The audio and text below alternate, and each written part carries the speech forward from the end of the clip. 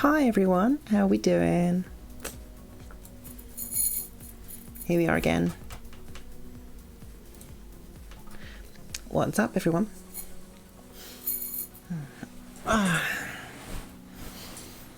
it's still hot. It's even cooled down since, you know, the summer, and it's still boiling hot in this room. Hi Raoul, hi Rachel.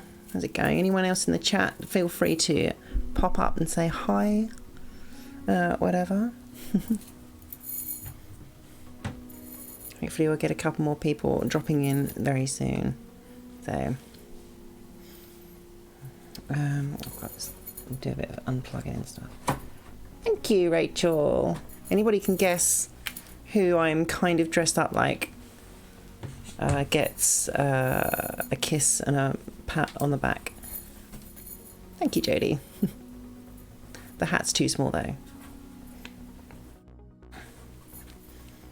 And hi, Jodie. Okay. How we doing? How we doing? How we doing? What's up? What's up? What's up?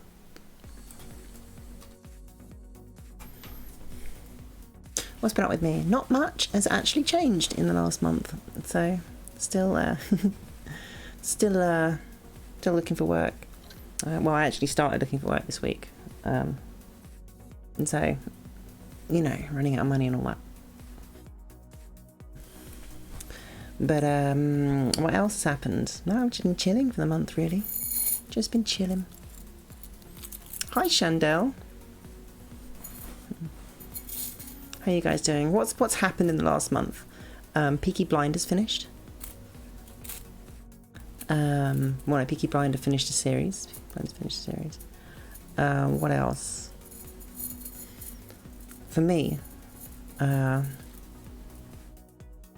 Sorry, Rachel. The hat with my big wigs would look funny. Yeah, I'd have to like sort of pin it in and like keep it on top or something. I don't know, something silly like that. But it's almost like I should have bought a size up because I didn't consider I'd still be wearing a wig with it over. But like I say, if anybody can guess the character I'm kind of going for, then you get a cookie. Yeah, what sort of work am I interested in? I don't know. I'm just looking around to see what's going on now. Just something entry level, really, just keep the money going, the money flowing. But yeah, so anywhere really. What else happened? Donald Trump is maybe getting impeached, I guess. But I don't want to do too much politics. I did like read up a load on it as well recently, because it's just kind of interesting. It's a big deal at the moment for America. It's kind of it's more compelling than British politics, say that. Work on honour. What's that? I don't even know. Is it a club? Is it the honour system?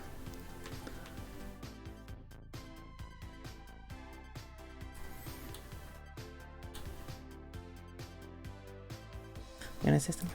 Yeah.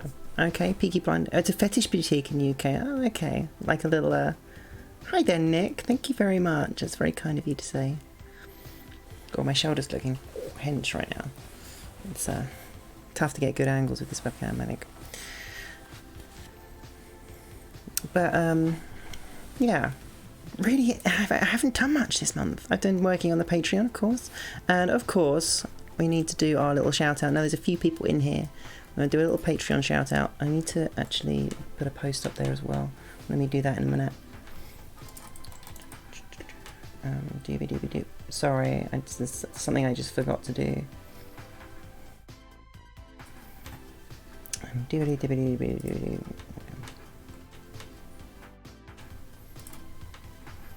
There's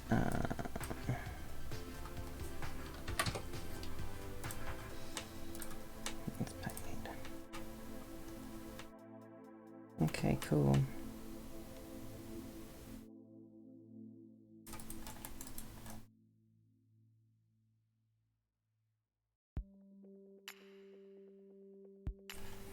Okay, cool. Right, sorry, I'm getting a bit lost here.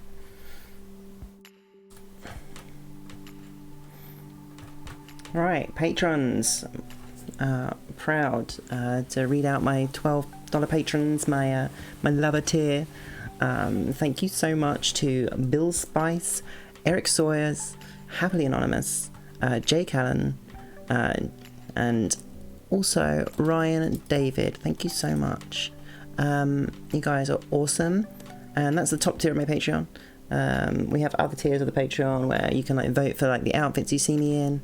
There should be a link somewhere around here on the channel page, and or on my channel page, and you know, come enjoy my pictures if you're interested in following me. And all my patrons help me to be able to afford my outfits, and right now afford to live, so that's awesome too. Thank you very much.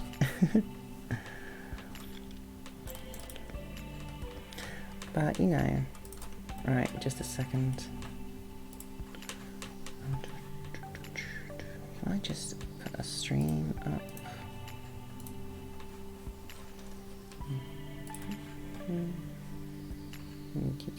Yeah,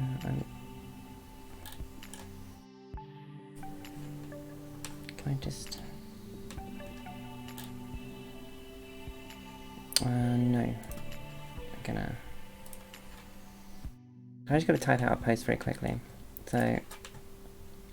I was in kind of a rush because my computer decided to lock up on me and do bad things for like 10 minutes. So I'm very late, unfortunately. I didn't get to do all the stuff I wanted to do done.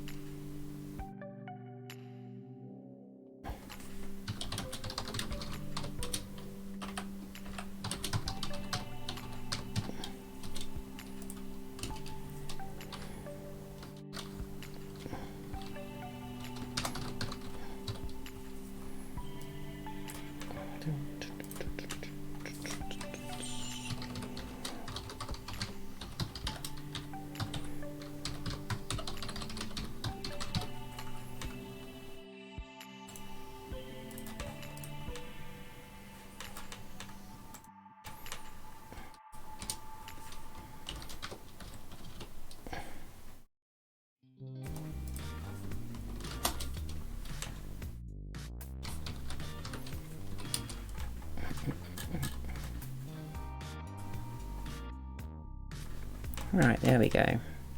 Right, where are we at? Who's here?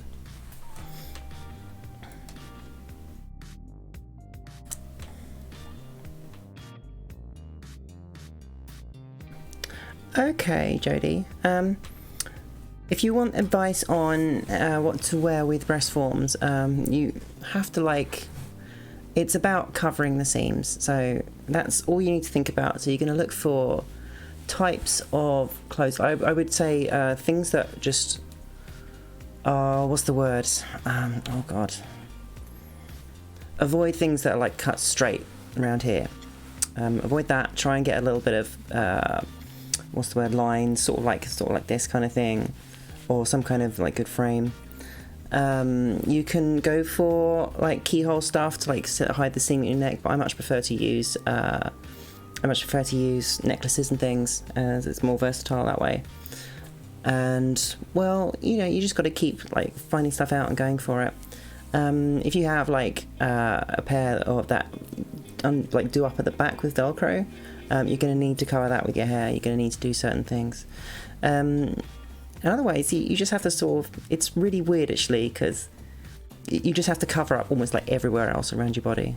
If you've got like a plate from Uranium. Okay, so you need to hide like the things around here. And good. You get one that goes straight up. Because I actually have that one of those from Urania, and I don't like the necks that go straight up. I actually cut it. What you do is, if you want to cut it, and you put it on, and then you sort of like trace around what you want to do with like some eyeshadow or something, and then cut it. Latex is fine to be cut. Just don't mess it up. And it doesn't have to be like a terribly great line or clean cut, particularly because you're going to cover it with a necklace. But I sort of prefer things that way, I think. You have to find clothes that can handle them. Well, yeah, that's the thing. Buy a larger size, and you know what? Actually, thinking about it, I don't think I've actually gone a size up to like buy things for the breasts. Everything just sort of work. So I would think about, is it stretchy? Is it a stretchy thing? If it's a stretchy thing, it's probably fine. Some things you got to think about how big the how big the opening is. So if you've got like something with like a sort of round opening that comes round underneath here, you're gonna have to like have that like right up on your neck or something like that. Pull that out. So it's really tricky. You just have to get a feel for it. Really, get a feel for it. But with the ones I got from Rania, I don't really have extras at all because they're filled with gel, and it tends to they tend to like ride up a little bit or bulge up a little bit, get the old Wonder Bra effect, which is perfectly fine, you know. It's great. But otherwise, it really depends on what you want. If you want to like do a more bimbo style, then you're going to be looking at some tight tops. So I would order a size up, order something that stretches, and just, you know, choose wisely. Choose wisely. Be err on the side of caution. If you want to get like a bigger size up, then get a bigger size up. Well, yeah. Do I consider myself a transgender or crossdresser? I'm on a spectrum somewhere for something, I guess. That's about all I really think about it. I think of myself as gender fluid more than anything else. So that's what I identify as.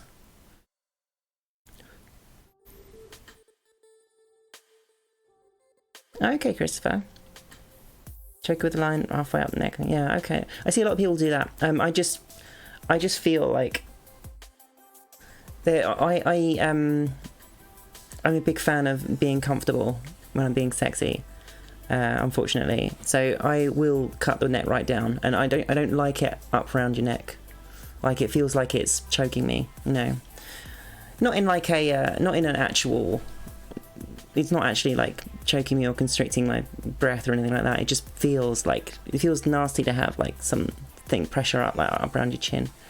In my opinion, I don't know. So I tend to cut them down, even though I much prefer them for their the ones I have now. I'm going to plug the ones I have now, and we'll link to these ones. This is a pair that I got recently that I was kindly sent, so this is a little bit of marketing. I was kindly sent by, and there's my pictures on the website as well, which is great. Here you go. So I'm sort of like obligated to do this one. And shill them a little bit, I'm afraid. So try there. Those are the ones I've just sort of bought. Not bought. Those are the ones I was just sent, and they're really, really good. They feel really, really good. I feel bad about like cutting the neck down. I'm still going to do it. How do I deal with the Rania being very hot to wear as in temperature wise? You deal with it as best you can. I think that's about all I can really think about. As long as, I mean, if you're in a hot climate, then I'm afraid they're gonna be tough. But unfortunately, that is if you really want that cleavage, it's basically the only way to do it. If you want to have like bare cleavage or bare boobs, so. Of course, there's ways. If you want breast forms and you just want to show the image of a cleavage, you know, you can use your older things to pop up there. But yeah, oh, I can feel it, you know. I'll do something like that, you know. Like wear 2 tight bras and push your little boobs up, push your pecs up. I used to do that quite a lot, and it works quite well. Good evening, Glyn. How are you? I drink plenty of fluids. Exactly. It's just a thing, right? With a lot of things that are uncomfortable, like a corset, like you put a corset on, right? And it feels constrictive for a while, and then you sort of settle into it, and you don't notice it until you take it off. Like eyelashes are the same. The boobs are very much like that. Like, it makes the skin under my boobs, under the breastplate, like sweaty. But you don't notice that till you take it off. Like, I think there's only been one instance where I've actually been so hot that it's sort of, you know, I've had a little bit of a glowing sweat like dripping out my back. But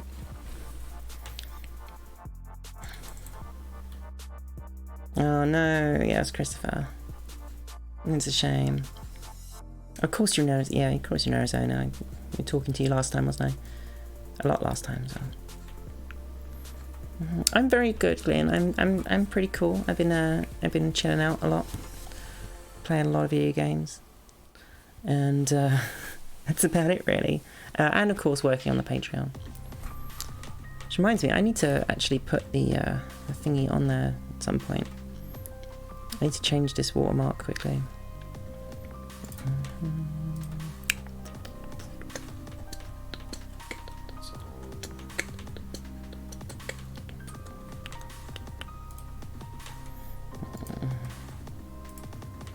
I need to like do this.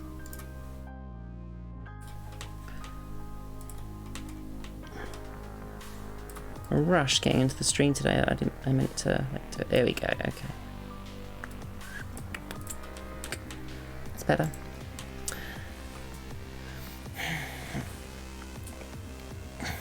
Oh, thank you, Glenn. Yeah, and if anybody can guess, like anybody can guess what the theme is, the theme of this outfit is today, then I would, I'll give you a cookie.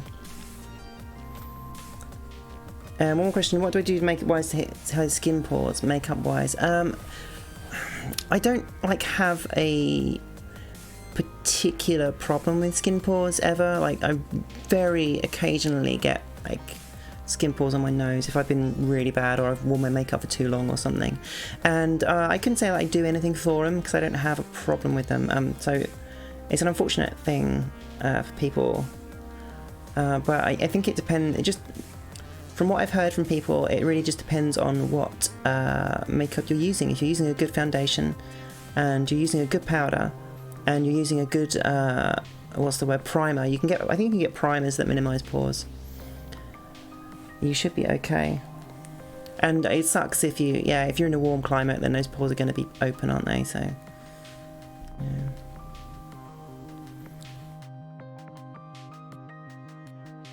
Oh. Hi, Mono. On subject of comedy, it's not your style per se. I always wanted to ask, would you be open to do fantasy style cosplay and drag? I would be. And I kind of wanted to start getting into that kind of thing. Like I kind of had a Halloween outfit planned, and I have like a Christmas big look planned. Like I'll try and do like maybe like 3 or 4 big looks a year in that kind of fantasy thing. I had the idea for just an original thing I wanted to do for Christmas, but I don't think I'm going to have them. I don't think I'm going to be able to afford to actually get the stuff for it, so that sucks. Pretty Woman is a thing. Oh, it's not too bad. That's not too bad. This is a video game cosplay. Sorry, Carmen Sandiego. Yeah, or actually no, that would be. This could double for Carmen Sandiego as well.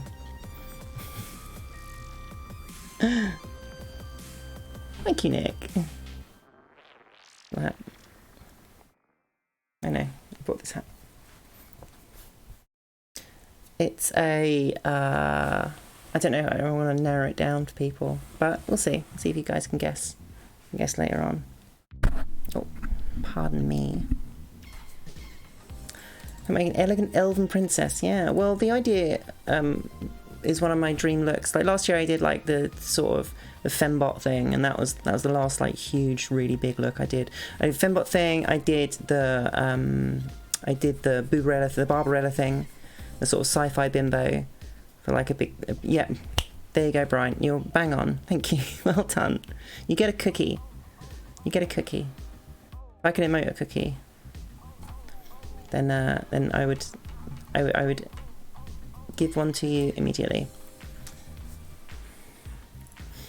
But yeah, thank you, Bryant. Well done. I thought, you know, it'd be a nice little one to do, and I had a red dress, and so it cost me a few quid to buy a hat, and here we are. Not too hard. But Carmen Sandiego is also good. I didn't think of that. I used to love Carmen Sandiego. Maybe she was in my mind, and that's why I decided to dress up like Pauline.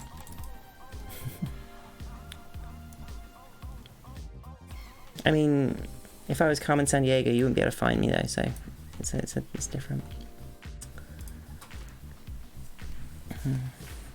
But yeah, like big fantasy look. The next one of those will be, I want to do like a sort of big ice princess, ice queen thing with some big like blue hair, and I like dive into that.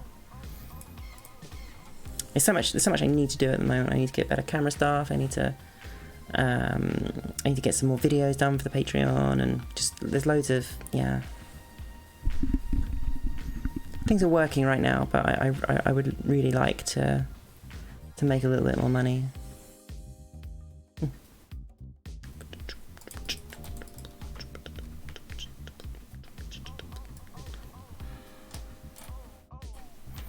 But yeah, you know. So what else happened? Does anybody mind being spoiled on Peaky Blinders? I finished that. I watched all of Peaky Blinders in the last like 2 months, and I'm not sure what to think of the latest series. So I don't know. Is it anybody mind? I probably shouldn't spoil it. Now go for it. I should probably like speak now or forever hold your peace. No, I won't spoil it. It's been like 2 weeks. Come on. I felt like it was a good series. The show is changing a little bit. I never liked it that. Oh, thank you, Jodie. Thank you, Jodie. That's actually like that picture's actually on the site now, on the website for the thing. So I'm like a product photo. Awesome. I've never had that before. Never ever. So that's cool. Somewhat, it makes me feel like I did something. So that's nice. Sorry, yeah, Peaky Blinders, good series. I find it, and I still don't see Tommy Shelby as like an MP or anything. I don't quite buy it, because he still looks the same as he did when he was a young little gangster, and I don't know. It feels like they went into him being an MP because they wanted to tell a story about somebody else, you know, and not the Peaky Blinders. So, on the sci-fi topic, have you watched the DS9 documentary What We Left Behind? No, I don't think I have watched that. I've watched a couple on the TOS, and I've watched a documentary on TNG, but Deep Space Nine is one that I keep dipping in and out of. I know it's a really, really great series, pretty great series. In fact, like the last time I really made an effort of watching DS9, I'd never seen a Babylon 5. So I then watched Babylon 5 and then went, why do I ever need to watch Star Trek ever again? Because Babylon 5 is, to me, is like the best sci-fi series ever, and it'd be very hard to beat that one. For me, anyway. Why particularly the documentary, Christopher? I do really enjoy DS9. Have you seen the trailer for the new series at Picard? Yes, I think I have. And we'll see. We'll see. You know, Star Trek's not like it used to be. It's not, you know, cool exploring, and it's just loud noises, bangs, and action, and cameras that never stop moving, and, you know, a lens flare, and tons of bullshit. So I'm gonna watch it because I'm very happy to see Captain Picard come back. He's my favourite Starship captain. So I'm you know, I'm not sure. I'll give it the pilot. I'll give it, you know, a couple of episodes. Star Trek lost its way. It's just something that got snapped up by movie companies looking for, you know, recognizable brands. And then, you know, he goes, well, I think what people really want out of Star Trek, right, is an action film. No, when Star Trek was really good, it was thoughtful sci-fi. You know, thoughtful, good sci-fi. And there's plenty of trash. There's plenty of trash in TOS and TNG. Like, the first 2 seasons of TNG are borderline. They're just about bad enough to be entertaining, but, you know. Jar Jar Abrams, like Jar Jar Binks. The Orville, okay. I'll think about that one. Thank you, Hyperion6. Hi there. Hello. Thank you so much. We're popping in. Sci-fi video game wise, interesting new Star Wars. I don't. What's the new Star Wars game? I don't know. I don't keep up with games very much anymore. Like my flatmate. I'll tell you what. I've just about got around to starting Red Dead Redemption 2, which is cool. And these are games that I would bring on stream, but I'm just not gonna stream long enough. Once I start a game on stream, I feel like I have to keep it on stream to continue it, and you know. But yeah, they need to, like, I don't know, with Star Trek, like, they could have been different. They could have done some good sci-fi. There is market out there for it. But everybody wants a comic book movie, and Star Trek was never a comic book, really. I'm sure there are plenty of Star Trek comic books, but, you know, I don't think it's the right thing.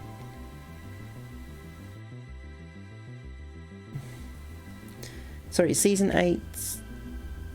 Season 8 what, Christopher? Oh, I might have lost...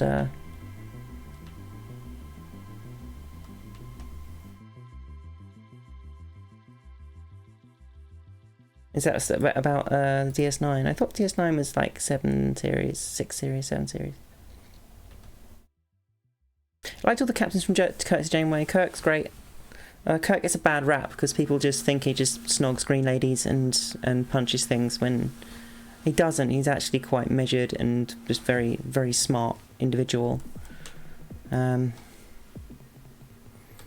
like Picard because he's the most sort of learned of them all. He's the best with the with his diplomacy and things like that. Yeah. What's wrong with snogging green ladies and punching things? There's nothing wrong with it, okay? There's nothing wrong with it. Depends on, you know, who you punch. But if you go around snogging green ladies and punching, say, Donald Trump or Boris Johnson, then okay, yeah, that's good. You know. Oh, okay, Christopher. Oh, like they just wrote one. I see. That's cool. I like that's, you know, one thing I liked about the ending of TNG is that they sort of went back in time to the start of TNG and saw the crew in that sort of sense. You saw them currently, and then you saw them, you know, in the future with where they ended up. So it was a really good finishing episode. Hi there, John McCormack. How are you? But you know, I mean, there's still plenty of good sci-fi out there. I'm still on a high after watching Dark Crystal, to be honest. Even like a month later. But yeah.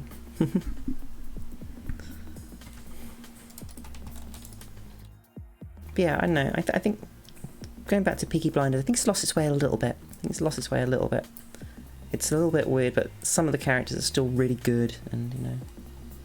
Oh, it was you, John. I did remember that, but I just sort of like. Okay, I'll reply to that later on. And then I promptly forgot, so I'm very sorry. I don't want anything from Japan. I don't know really. I don't know. I have to think about it. I can't really think of anything I need from Japan.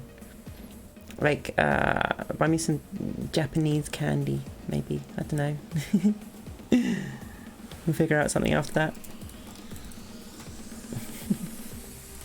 You have to get around to watching Dark Crystal, Glyn, because I absolutely loved it. You should totally do it. It's a good show. It's a pretty good show. You know? Very, very enjoyable. Yeah, I won't spoil too much for you, but, you know, kind of a prequel to the movie, so, you know, kind of got spoiled already anyway, so, yeah. I hope they do some sort of alternate universe thing with that, but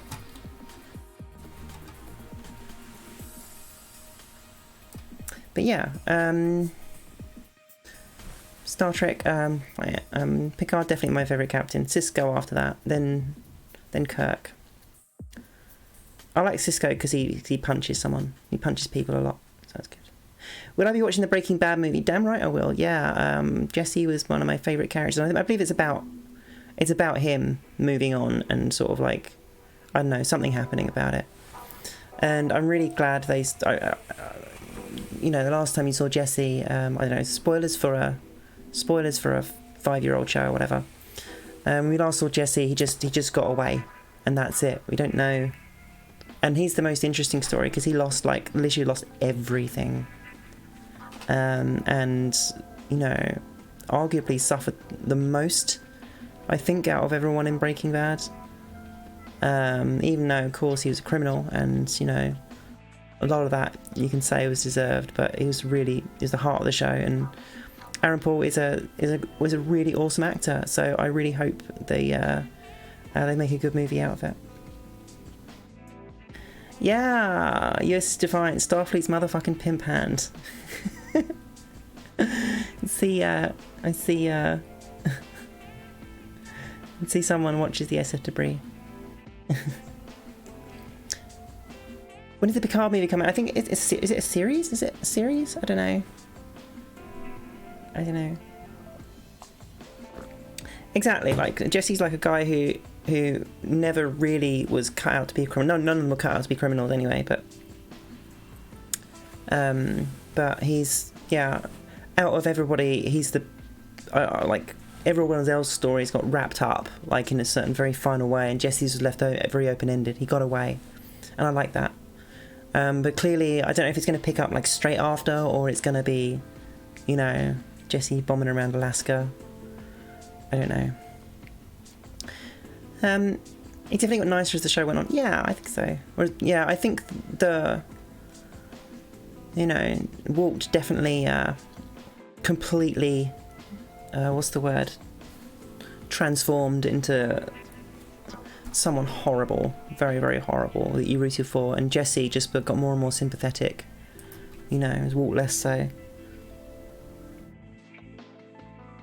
2020 is when Picard's going to come out. Okay, cool. Star Trek, Picard, make it so. But yeah, the Breaking Bad movie, I'm up for that. Very up for that. I will go see that. We'll see it somehow. But Picard series, like I said, I'm going to give it a shot. Of course, I've got to give it a shot. Given most Star Trek things a shot. You know, don't really care for the new series of movies, although I think the third one's supposed to be actually really good, so I need to check that out. I think it got written by Simon Pegg, so it was actually good. And we're going to see The Joker. I hear a lot about that movie right now, is that it goes some places that are very sensitive to a lot of people. And I don't really know what it's about. I guess it's not about the actual Joker. I'm guessing it's about somebody who thinks he's the Joker or whatever. It sucked. Okay. That's it. I'm hearing some like right, okay. Yeah, I don't feel like I've been spoiled on it, but I feel like what I've heard is that, you know, and it goes some deep, dark places that are relevant to the state of things in America. So I don't know how it's turned out, but I think it's probably a good idea to go see it.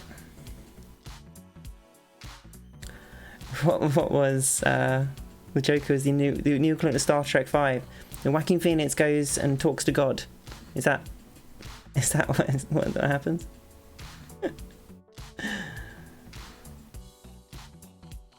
Joaquin Phoenix goes to talk to God, and then God tells him to pretend to be a rapper and make a film about it. Yeah, Joker movie is a character study. Okay, I'm well up for that. I'm well up for that. I mean, I'm a huge fan of Blade Runner 2049, so I love that movie. Watch it. It came on Netflix, and I got to show it to my flatmate who loved it.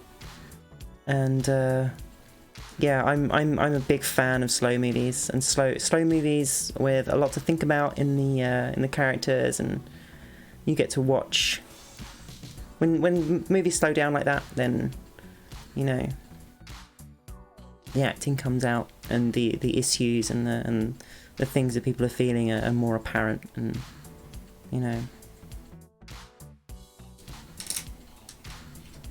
Oh, Star Trek Beyond. Okay, all right, sorry. Star Trek Beyond. Yes, I watched the first 2 episodes, and I think I might have started the 3rd one. And literally by the 15-minute point in all 3 of those episodes that I sat down and watched with someone, we'd literally just started talking about other things, and then the episode was over. You know, there was just nothing engaging in that show at all, and it gets a bit ridiculous. Yeah, it's, you know. Okay, Monogram. I really liked Midnight Cowboy. That's a great movie. But yeah, I'm always up for like a character study, a feeling movie. I call them feeling movies, atmosphere movies. No narrative arc. Yeah. Really? So you think with the way TV shows are generally made now, that there'd be like overarching story, but as far as I know, it just jumped. You know, like Star Trek Beyond just literally just jumps between plot points that make no sense, and people go, "Oh, we got words to, you know, we got words that make the plot better," and then we press buttons, and lights flash, and that's what happens. Strangely, that's a lot of what happened in Voyager actually. Was yeah, and Enterprise, and you know. Dog Day Afternoon, A Dog Day Afternoon. I have not seen that. I've not seen that at all. I want to see it. Yeah, Chris, so the first movie was decent. It was a fun action film. I actually own that on Blu-ray, because I think I just got like a PS4 or PS3 or something at that point. Yeah, it would be 2006. I just got like a PS3, and I was like, I can play Blu-rays on this, so I'm going to buy movies that I want to enjoy visually.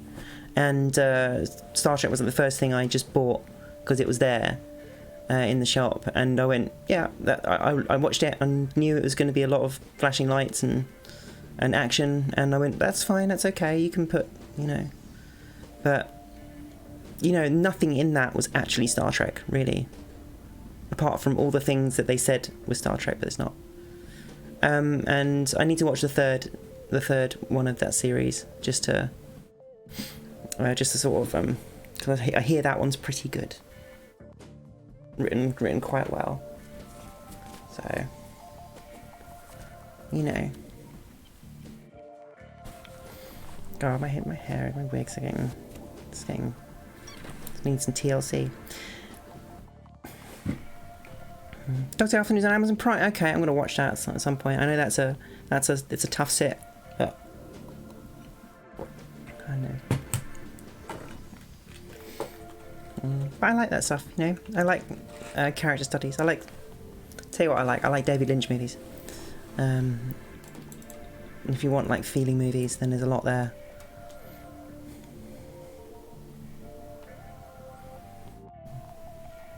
But yeah, I could say Mulholland Drive is like one of my favourite movies, but I can only watch it every like few years. Watched a part of Star Trek 2 when the Enterprise escapes the Mutura Nebula and Khan's From Hell's Heart ending line. That 3 minutes alone was better than Star Trek Into Darkness. Yep. Benedict Cumberbatch is a good actor, but, you know, I don't think he quite captures Ricardo Montalban's utter hatred for Kirk at all. I don't even know what the story of Into Darkness is. I only know that he says, "My name is Khan," and Spock goes, "Khan," and that's it. So I have no idea what the ending is, but I imagine like Benedict Cumberbatch dies.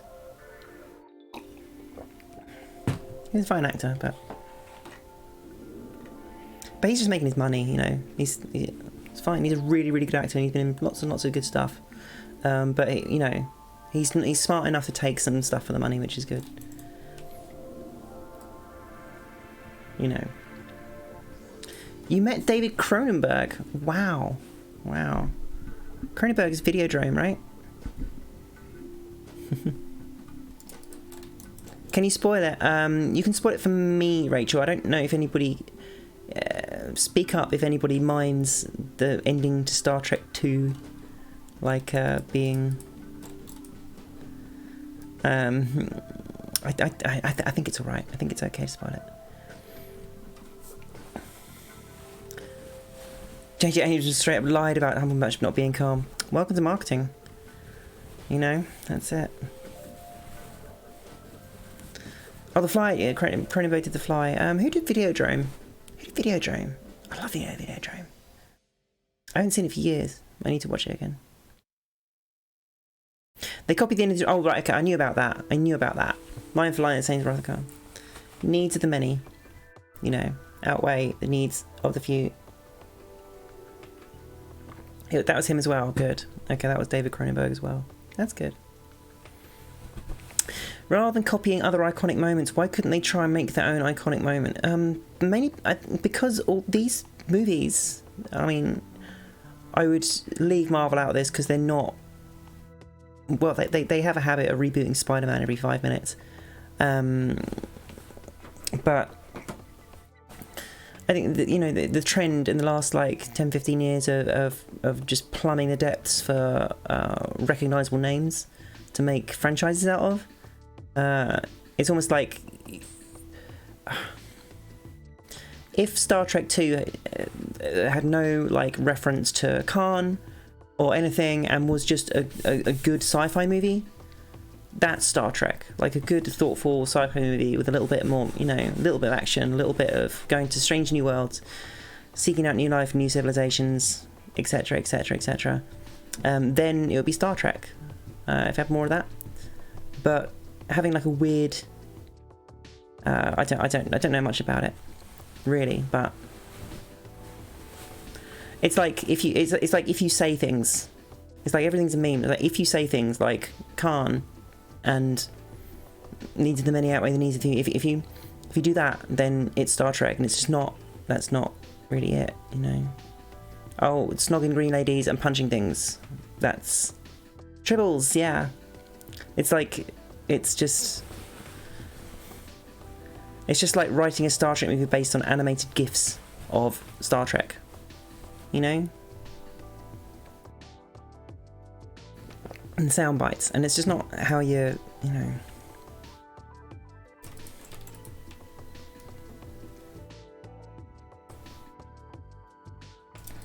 Critical Drinker, okay, I've never heard of that reviewer. I'm a big fan of Red Letter Media and SF Debris. When it comes to sci-fi, I like SF Debris, and he's got a good review of it there. But the Red Letter Media guys actually went into more into the branding and marketing side of things, and like why it was designed the way it was designed, and it was good, you know. Very, very good Plinkett review. It's the old Star Trek 2006. SF Debris is fantastic. It's absolutely fantastic because, you know, he's very smart. I feel smarter after watching an SF Debris review. That's about it, right? As long as it makes you feel smarter, then it's okay.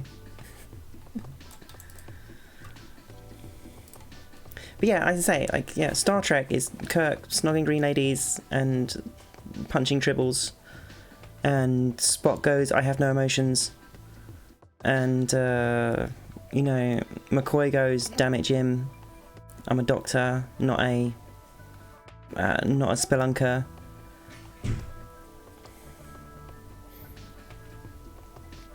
That's right, Star Trek. That's Star Trek. That's what it is, right? Yeah, that's it. You know, it's like perfect example of just copying things without knowing what they are. Just never a green lady around when you really need one. No. Junkbox Media. Okay.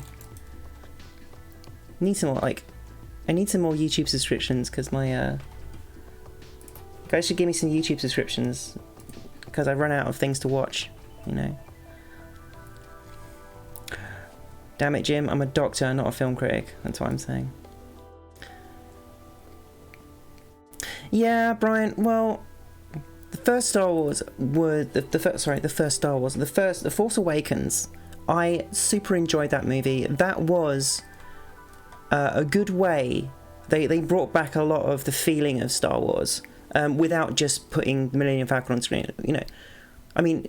They did all the same things that Star Trek 2006 film did in like in the way it looked, but they brought back like the way the story was told, and it felt like a Star Wars story, and was promising. Like it was a film that reintroduced you to Star Wars, got you on board, got people on board, new people on board about what it is, and then The Last Jedi came out and just went, what the, you know. What the hell happened there? What the hell happened there? You know? I think Last Jedi could have been like a really good movie if they just chopped out like at least 40 minutes of it.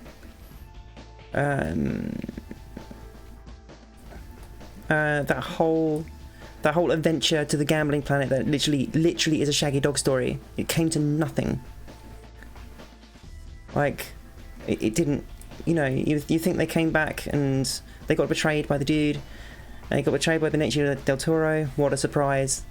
And then they sort of did nothing. What did Finn do? He killed Captain Phasma, and that's about it. And Casino Nonce, yeah, it was just like...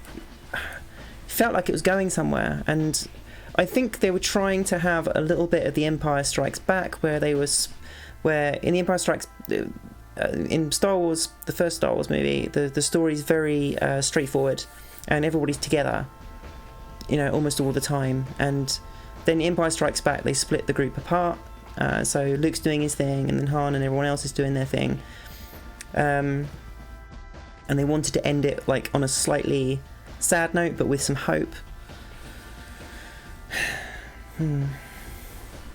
Bob Iger just admitted Lucas had the sequel trilogy planned out and they didn't use it. Of course they didn't use it. They need to get... To be honest, after the Star Wars prequels, like... You know, now at least half...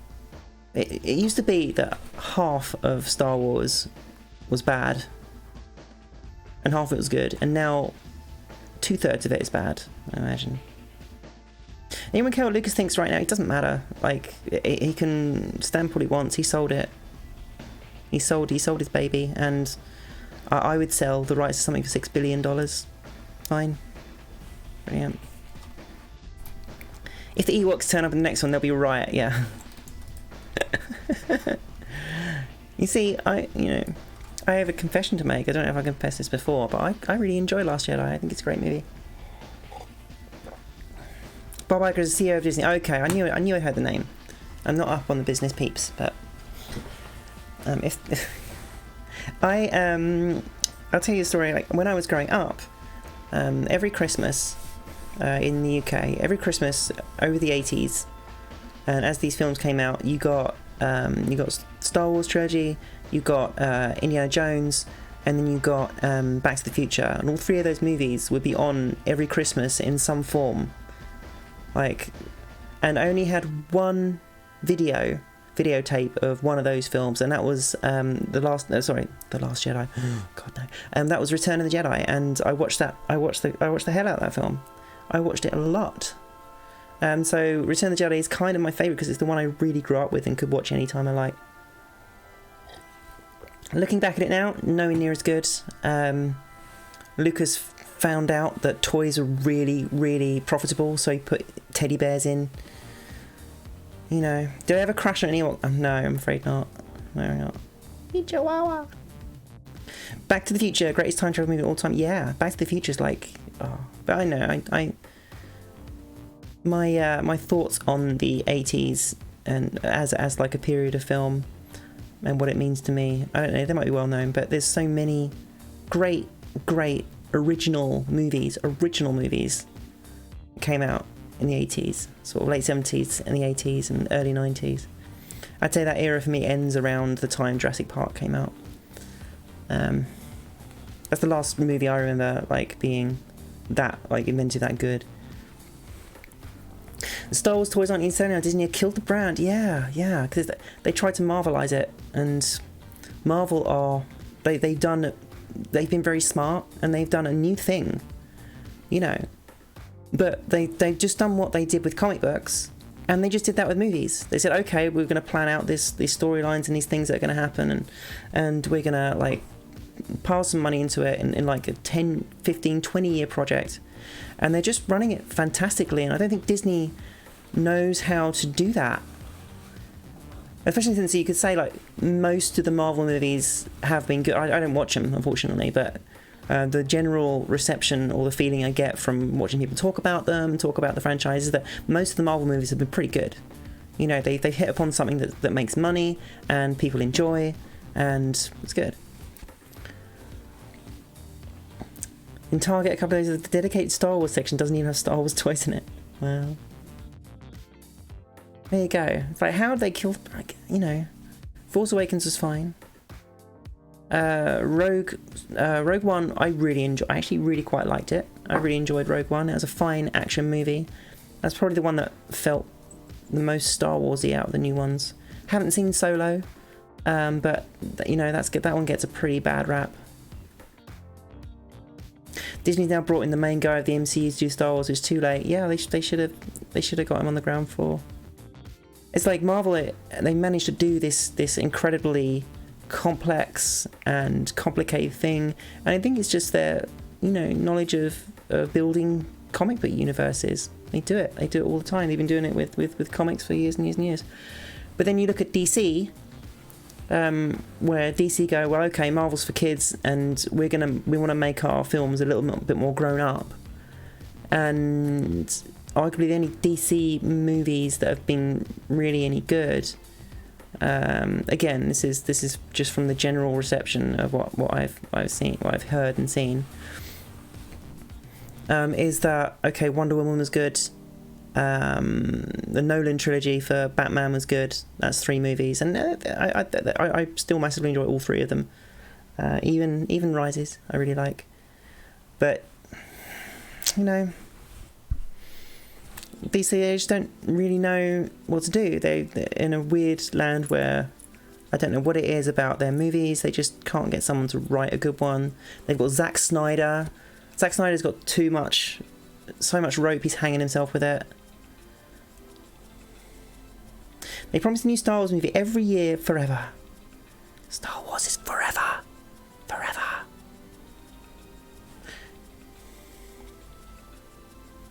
DC animated movies are amazing. Watch Batman. Okay.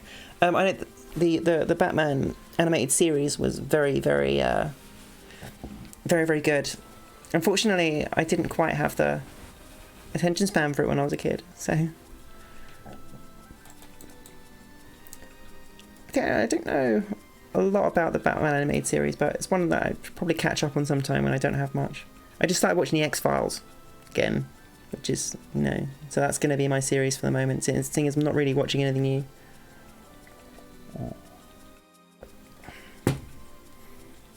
X-Files, another series I watched a lot as a kid and don't remember much from, so I'm going to catch up with it. But yeah, the whole Star Wars thing, it's the thing is that Star Wars hasn't stopped. Yeah, it's not like I don't know what they've done to it, but they made 1 or 2 bad movies and it's killed them. You know? Oh, okay, Christopher. There you go. I don't know, like the different Robins and things like that. Yeah, I say I'm not like totally up on the biz of Batman, on the canon.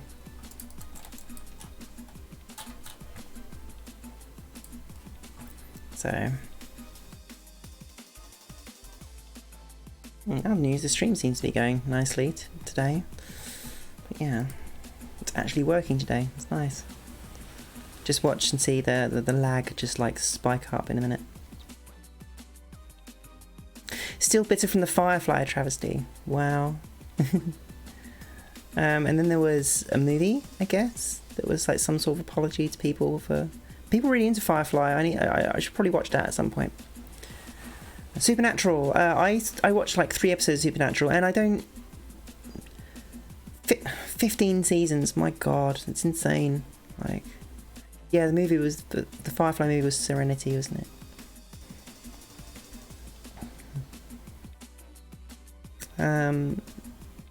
I had no idea Supernatural was still going. I think I watched like I say 3 episodes at some point, and then the season ended and I just never picked it up again later on. It's back when I used to watch the actual television. And you know, you couldn't just go find your stuff, like the stuff you wanted, like straight away. Oh, hi Harrison Monk, I'm happy that you caught me.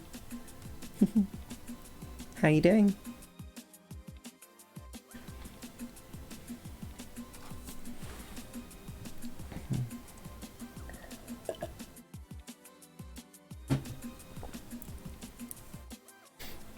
Yeah, thinking about like I don't know if sci-fi movies are in a good place really right now. But oh, well, Harrison, you gotta get the experience. You gotta jump in and start dressing up if you want to dress up.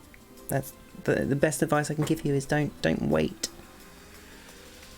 You know, it's like getting a job where they want you to have experience, but you need to get experience by getting a job. But you know,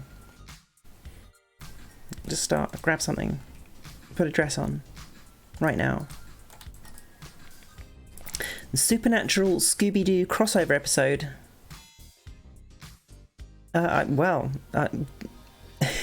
Here's a sentence I never thought I would say.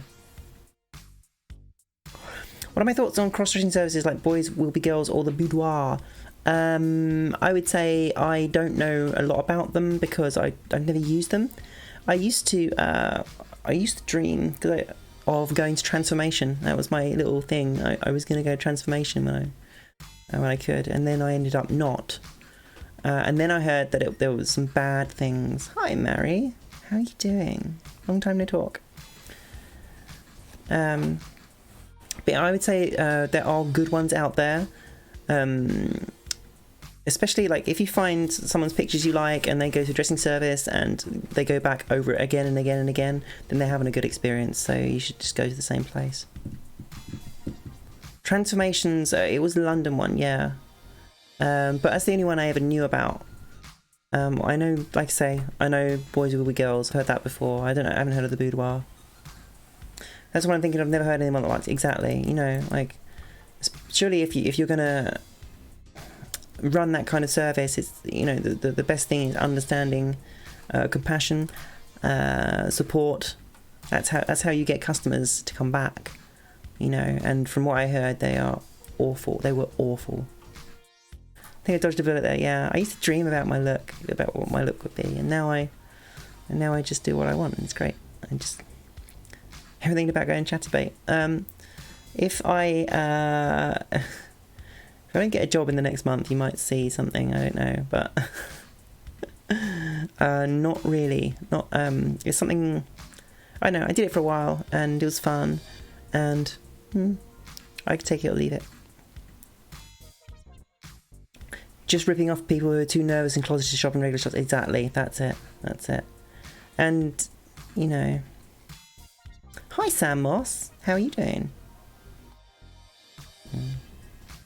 You do it, it's hard. Yeah, it's you know, like the thing with chat CB or doing that is how messy you kind of get, you know.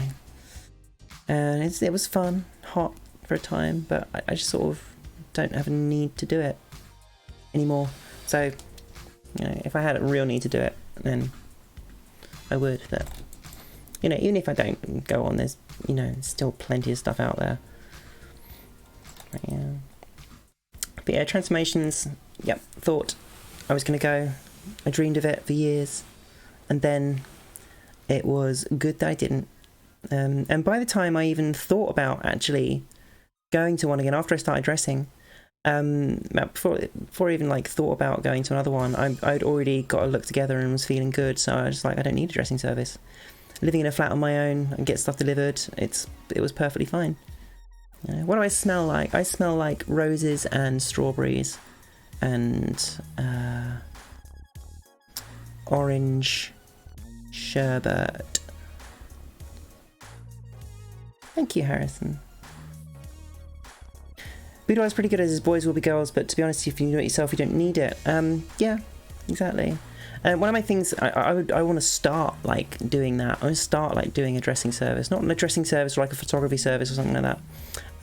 Is what I'm going to... Did you, John? Thank you so much. That's very, very kind of you. Thank you for supporting me on the Patreon. That's wonderful. Thank you. I'm excited. I get really excited when new people... Really excited when new people pledge. It's great. So thank you. So enjoy all the stuff. There's about there's a year's worth of stuff back on the Patreon now. I think I started back in October. There's a year's worth of looks on there every 2 weeks. Plus videos and stuff, so pop over there. Gregory D says, my only criticism is that they both have a certain look done on every girl. Yes, and that's something I would want to avoid if I ran a dressing service. If I ran a dressing service, you'd have to bring your own clothes that you wanted to wear, and I would try and link up with a makeup artist who wanted practice or, you know, wanted work, and say, okay, then if you pay the makeup artist fee, I can provide a makeup artist for you, and then we'll do a photo shoot. And, you know, I've got the equipment for it, so... Oh, thank you, John. That's, yeah. Well, I don't want to shield myself too much. But it's right there if you want to go and check it out. But yeah. It's alright. There. But yeah, that's something I'd want to avoid by saying, well, the thing is, like, most people who do makeup most people who do makeup on themselves only really do one look, or 2 looks. That, like me, I do one look, and I'm supposed to do makeup, like, figuring out someone else's face, I'm not trained for that, you know. Oh, Jodie, I did for a little while. You can find them if you look hard enough. I'm not going to advertise things on here though, because it's YouTube, and I want to be careful to be, what's the word? Not to swear, not to say fuck or bugger, and not to promote porny stuff. But you know. Rachel says, oh, I'd love to come to your dressing service. Yeah, like I could, you know. The thing is, I would be doing it out of home, so I don't know. The dressing service part, that's difficult to work out. The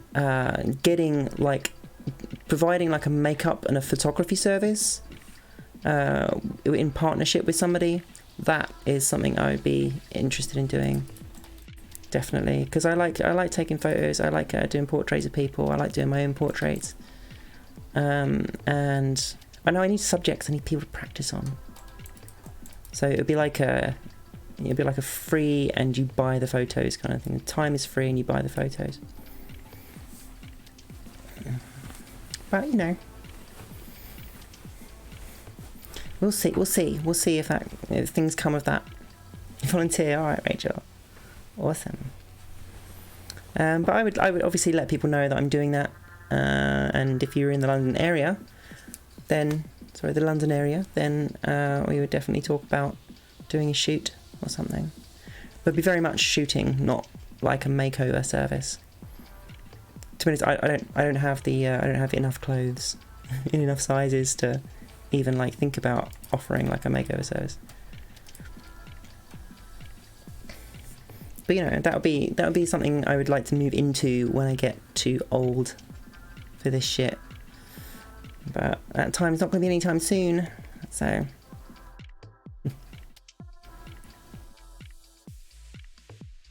Yeah, it'll be fun.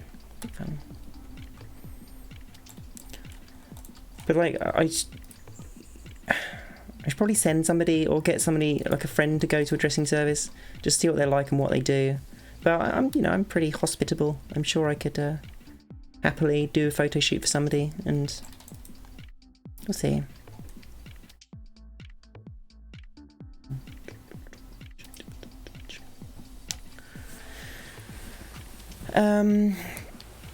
Are you feeling more of your princess looks these days, or your more real girl looks? You rock both, but I'm digging your more subdued looks lately. I'm digging everything right now. I would say I'm moving away from the really big hair and the big bimbo looks that pops out every so often. That's something mainly because I can't keep it up in terms of getting new big hair. It costs, like, one of those wigs like will cost me like 200 or 300 quid. All told, including postage and customs fees and all that crap. So it's tricky to really. I did find like a really good wig supplier or wig stylist but she lives in Germany. So there'll be customs fees on that stuff in a couple of months, in the next month. So.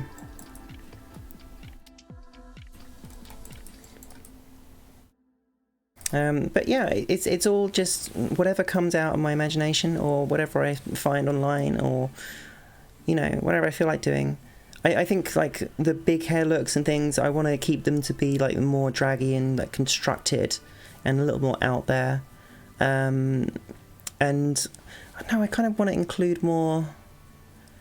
I'm going back and I'm doing some looks that some old favourites of mine, and doing like a full good photo sets of those. And so a couple of those are coming soon. And mainly because I can't afford at the moment to really get like lots and lots of looks going. And I'm sort of like, what's the word? Scraping the barrel sounds like a really bad way to say it. I mean, I'm looking into my past, and I'm bringing back some bits and pieces that I have the stuff for already, and things that people might want to see more of, hopefully. And so there will be a special look for Halloween. There will be a special look for Christmas. And that's more, you know, the plans at the moment, really. Haven't your experience very much to say about dressing services, I take it? Fairly mundane, you get tea, a chat, and some photos while dressed as a girl. So it's more just a sort of photography thing, right? So I was figuring like makeover places, they'd have a makeup artist, or they would do them for you, or it's like one person who does the makeup for you and then takes a few pictures. And what I want to do is sort of like focus on the photograph side of things more, and try and do something a little bit arty and interesting with those photos, instead of just doing a stock same thing. A lot of the photos I do for the Patreon tend to be similar, and like have just one sort of style, mainly because I don't have any assistants. So when it comes to taking those photos, I don't have any assistants. I don't have a flip screen for my camera, and there's no facility on my camera to have like an external screen, so I literally can't see what the camera is seeing. So I'm constantly going back and forth, getting things ready, and doing that in all the drag stuff is I know it's tough. It's really difficult. I knock things over all the time, and you know. When I speak to the makeover places and offers to do the heightened, I could do, yeah, absolutely. My camera is terrible. It's like my first DSLR at the moment, and I just don't have. I'd like to get like 400 or 500 quid together to upgrade a little bit and get like hopefully get like a second-hand full frame camera. Certain Canon cameras have a screen you flip out in reverse. Yeah, like Nikon's my brand. That's all my lenses. But I've got my eye on like my camera at the moment is a D3200, which sucks. with a good lens on it, with a decent lens, with some decent glass on it, it's fine. But there's I'm editing photos all the time, and I just see how much those photos could be improved by a better camera. Nikons as well. I'm looking at a 5500 for a Nikon, D5500, because that's got the flip screen, and it's going to be like a decent leap in quality. Especially like I think the D3200 I have, that model came out in like 2012. So it's an old camera, and I want something that looks good with video. Like at the moment I'm shooting video with my phone, and so you get a lot of like random autofocuses that just, and things like that. The quality's fine, and I feel like I look good on it, but the autofocus is just really weird on my S9, my Galaxy S9 for some reason. So, but you know, the ideal thing is to get like a half decent full frame camera, spend £2,000 on it, you know, spend thousands of pounds on lenses, and then I'll be happy, and then can make. But there's something that I like about using low end stuff as well, because you have to get good at making things look good with good stuff. But of course your ceiling is a lot lower. Use LG phones, far better pictures and video. Yeah, like it's so weird. Like the S9's, like a Galaxy S9 was supposed to have like a really great camera on it, and it's just not that good. You know, I don't feel like it's that good. It's perfectly fine for taking selfies and doing Instagram shots and things like that. But I didn't, and it's great. Like the saying is the best camera you have is the one you have on you. So it's perfect for that. And doing videos, and I like the feature on phones now. Most Android phones have it now, where you can record like a little few seconds of video before every shot. Like, so it saves a GIF of it, and I can grab those and post them sometimes, and that's good. I like that. I like stuff that gives you more bang for your buck. Yeah. Don't like Samsung phones anymore. No screens, not durable worth a damn. Yeah, I broke mine this weekend.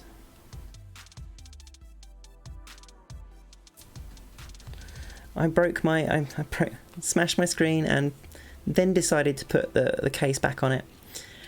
So I had the case off it for ages, but now I've got a shot casing. And that's the first time I've smashed a screen on a phone. It sucks. It sucks when you're a year into a 2-year contract. And yeah, actually I don't know. I'm not even a year into a 2-year contract. And it sucks that contracts are 2 years now. It's really annoying, isn't it? Really. LG V40. Okay.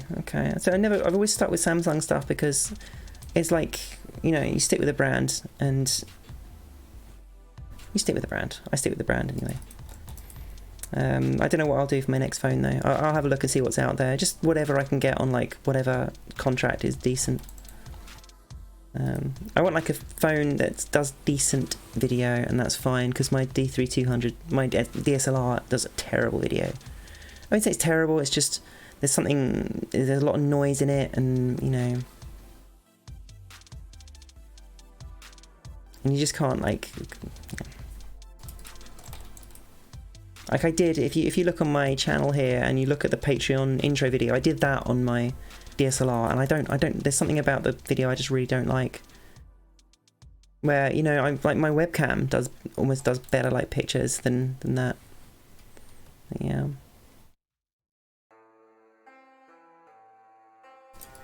Okay, Christopher. Like there is manual function on here. There's like a full manual stuff, and I like working with that. I always shoot in manual for my photos. So I think it's really important to take 10,000 photos on manual, and so you know exactly what to do with a photo. You know, you dial in quicker. And I would say the first time I used to take like hundreds of photos for a photo shoot, like hundreds, and then like pull like 10 or 15 out of it. And then and nowadays I shoot maybe like less than 100, like maybe 50 to 75. And you know, oh, the burst mode actually works well. That's good, because I hate burst modes on cameras. Half the time they just don't work, you know. Canon 6D Mark II. I won't switch to Canon because I have like 4 Nikon lenses now. So I've got like a, pardon me, I've got a 30mm DX lens for like close-ups. I have like a nifty 50. I've got a 50mm, a good one as well, which is really nice. But because my camera is a crop sensor, it zooms in way further than it should. But the pictures are great. The glass is really good. And I have like, what I'm using is the sort of like standard like 18 to 105mm for most shots, just because it's easier to zoom and work with it. I've got the space now to work with like a you know, longer focal length now, so that's better. So, you know, anyway, I don't know if I'm getting too technical, I'm getting too camera talky. I don't know. Let's just say, like, I would love to spend like 500 quid on a camera now and upgrade to something better with a flip screen, so I can actually see if I'm in the frame, and that would be great. That'd be great. You know what I could do is I could put like a mirror on a light stand and use it that way. Maybe, I don't know. But yeah, so most photo shoots are me like running back and forth between the camera, making sure that everything's exposed properly and I'm framed, and then doing like maybe like 20 or 30 photos like that, and then going, right, okay, I have to do it again with a different angle now. Not complaining about it, it's loads of fun, but I would really like to have a bit more ease, a little bit more like, what's the word, a bit of a smoother time when I'm shooting. Racing at the time is a pain. I just bought an intervalometer, like that's a big help. It's a big help. Yeah. That's how I do photos right now. Just, I'd say the thing that makes the most difference is,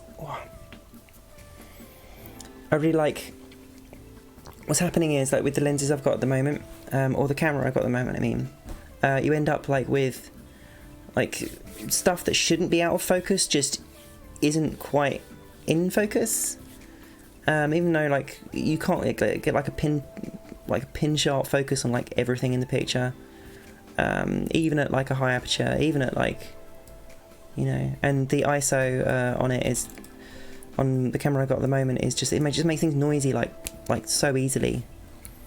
So it'd be really nice if I could just work at higher apertures and higher ISOs, and then have like an easier time, because my camera, you know, isn't rubbish. It always happens on a pose that would look great. Yeah, autofocus is my, yeah.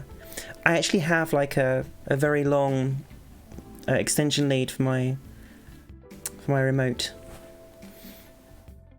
which means I can actually like focus it and things. But when you're up against flashes, and flashes are like making up like most of the light that's in your shot, cameras sometimes find it very hard to focus, and then they still just like don't bother putting the focus light on, and you like, just do it.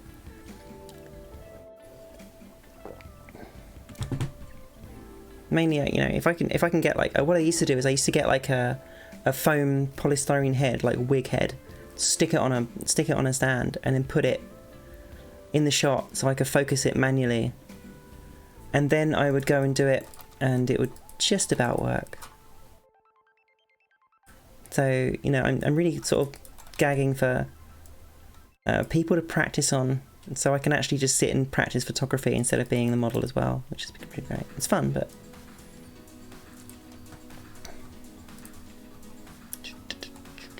the thing is, like, because I'm moving around so much, like I've got things like boobs and necklaces and all sorts of bits and pieces that sort of like get messed up. So I'm like clomping about in like a pair of high heel boots and a big wig, like trying to navigate my way through like big continuous lights and flashes with umbrellas and stuff like that. So I'm like just, and then I go and turn around. I you know, I get my settings done. I look at the last shot. I change the settings so I can try and expose it better, and then I turn around and I catch my wig on the point of an umbrella or something, like little nodule in an umbrella, and then the thing just flies across the room and you just go, shit. Sorry, Christopher. I don't know if I'd come to Arizona to do photos. It sounds really hot. Sounds really hot.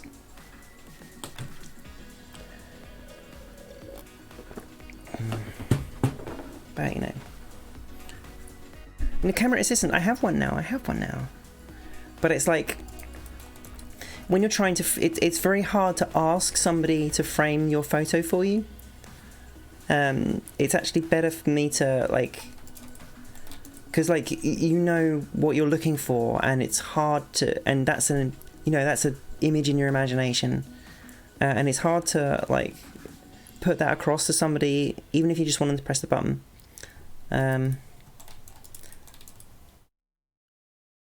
So it's tricky when you're asking, like, for a certain thing. It's when I could just literally just, you know, it's you can't translate that, no. But I could train someone to expose something properly and that kind of thing.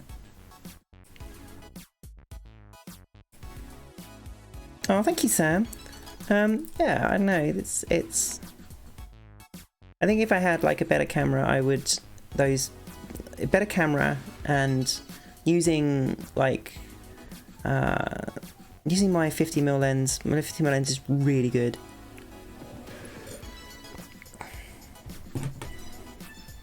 But with a better camera, I feel like I'm definitely ready for a better camera now. I have to say, I'm definitely ready for one. After, like, a couple of years of shooting with that one. I'll trade it in at some point. I mean, once I get work and I've got some more money coming in, I'll be able to actually pick and choose those projects that I want to work on. So D750, okay, that's. I think I was looking at that for a Canon, but again, like, I'd need to trade in all my lenses, so to use a Canon, which sucks. You know. I like doing landscape photography, so I need, like, a super wide angle lens, but, you know. Oh, Nikon D750, okay. That was, So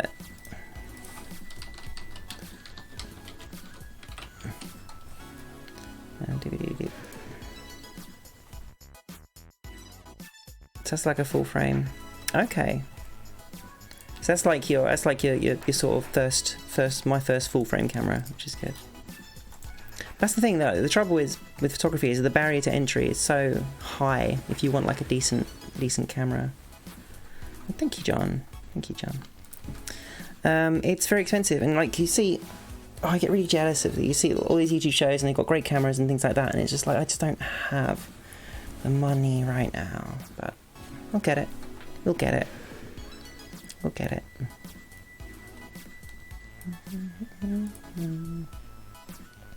At some point it'll just be a business loan, so. But yeah, I know, I like doing things the portrait studio way, so, you know, I've got flashes and I've got umbrellas and I like playing with light a little bit. Yeah. Okay, John, yeah. Whereas it's not so bad if you're trading and you know what you're trading up to. So I've got my eye on a D5500 for a second camera. But when I'm ready to pull the trigger on it, I don't know, at some point. But the pictures will get better, definitely.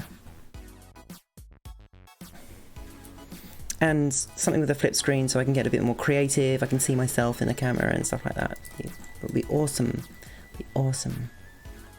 I really like taking the close-up shots with the low depth of field and those sort of nice, like, blurry, dreamy, like, photos.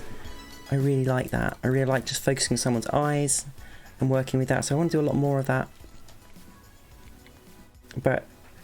And I've done little bits and pieces of that kind of thing. But it's really a case of it was very difficult to frame it.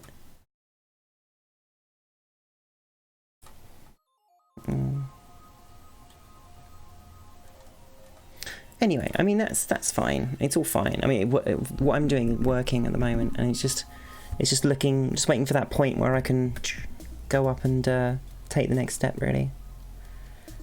Gotta practice, practice, practice. Yeah, practice makes perfect. Hard work beats talent when talent don't work hard enough. That's it. It's a good saying, that one.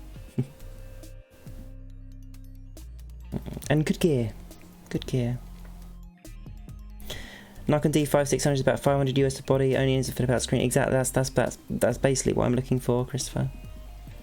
Basically what I'm looking for. Something Wi-Fi as well. Because I can actually hook up Lightroom to it and just have them previewed on the computer straight away. Perfect, brilliant. You know, because the room I shoot in has a good computer in it as well. So I just sort of install Lightroom on my flatmate's computer and do that kind of thing. And that would be great. That would be great. But yeah, I mean, this is all stuff that will happen in the future. I just gotta get there. Just gotta get there. And if you want to help me along that goal, then you know, pop over the Patreon and let me tickle the link for you. Tickle the address. Tickle it. Yeah. This live stream's going weird places, I have to say. Yeah. Anyway, I don't know. How are we all doing? I'm getting really hot in this room, strangely. Even Nicole. Thank you, John. Good. But like I say, there's a year's worth of content on there now. So anybody who's new who's signing up will get literally like a year's worth of photo set every 2 weeks for the last year or so. So there's loads and loads of stuff on there, and videos for some of that time as well. But you know, so if you want to check it out, $5 gets you access to the photos, and more gets you access to more. You can vote on the things that you want to see as well. That also works. It's also there. And you know, won't want to shill too much. Right. My neck's actually starting to hurt. I might actually wrap this up here because I'm really hot, and like I feel like we've reached like we talked about a lot, and then things have got a bit quiet. So. Latest foot fetish set I did. It wasn't quite a foot fetish set, but there were a lot of feet in it. I did, yeah. I did do some feet in it. When I'm on the bed, like it sort of begs for a foot pose, like a leg pose, like up in the air. So it's I'm glad you enjoyed it. I'm glad you got something out of that. Like I do want to like have little bits and pieces for people who like the other stuff, like the feet. I love like people who like feet, especially when I want a foot massage at a club. It's really good. FF themed, yeah, the fully fashioned scenes. Yeah, people seem to like the stockings. I remember to put shoes on for that one as well. Usually I end up not putting shoes on. People are like, where are your shoes? You should have come to bed heels on. And so I managed to put some shoes on for the last set. Put some shoes on. Yeah. I'm probably gonna wrap this up here. Thank you guys so much. I know these streams used to go for like mushrooms. Thank you, Militant Turtle. I haven't even been drinking, and you know, these streams used to go for a long time. I used to get very drunk. And maybe we'll do a longer one at some point. But I think tonight we're gonna roughly wrap it up there. Let me do a little shout out for my patrons once again. My favourite patrons, my top contributing patrons. And that's another thing, you get a shout out on a Hangout stream or any YouTube videos I do for pledging the top tier. Bring back the drunken streams. Well, we'll see next time. Next time I'll get drunk.